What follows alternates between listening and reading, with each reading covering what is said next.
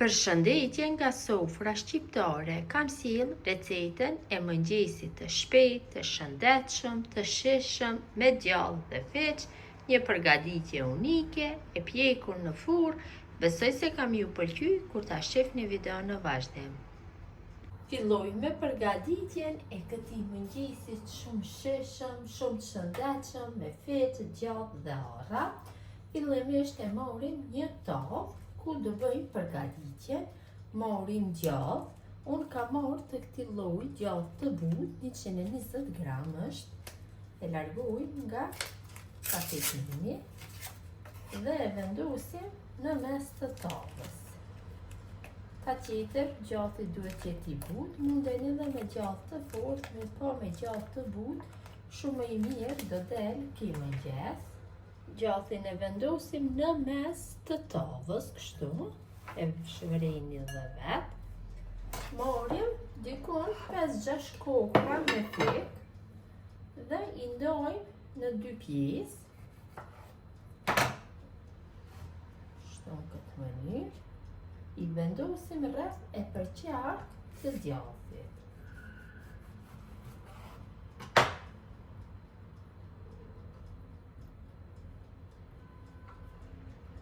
Nga gjitha anët e djallit e vendosim fikun e prerë.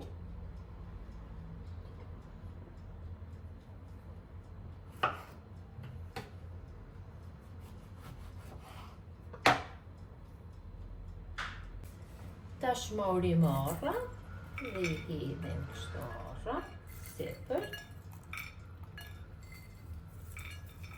Arra të coptuara.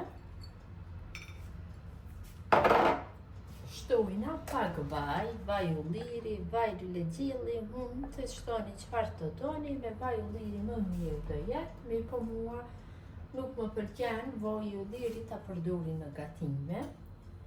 Shtojna pak mjalt. Vërtet është një mëngjes shumë i shijshëm, i shëndetshëm, i cili të jep plot energji gjatë gjithë ditës.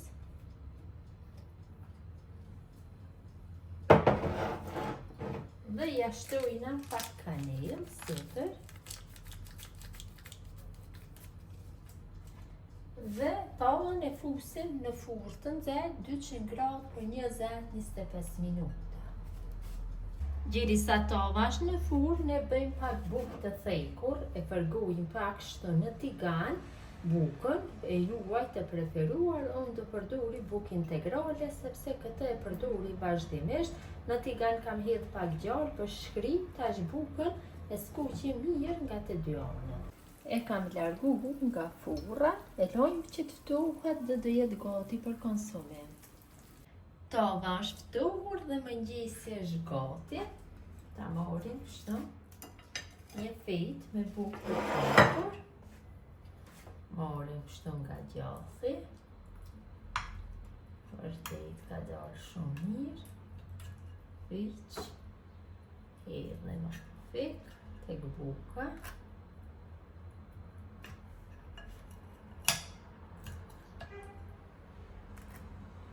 Pak gjallë.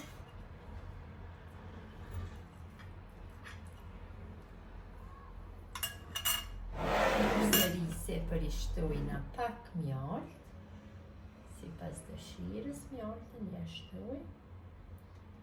Dhe mëngjesi është gati. Besoj si u ka pëlqyer mu të radashura mënyra se si kam përgatitur unë fiç me djallë në furrë për një mëngjes shijshëm të shëndetshëm.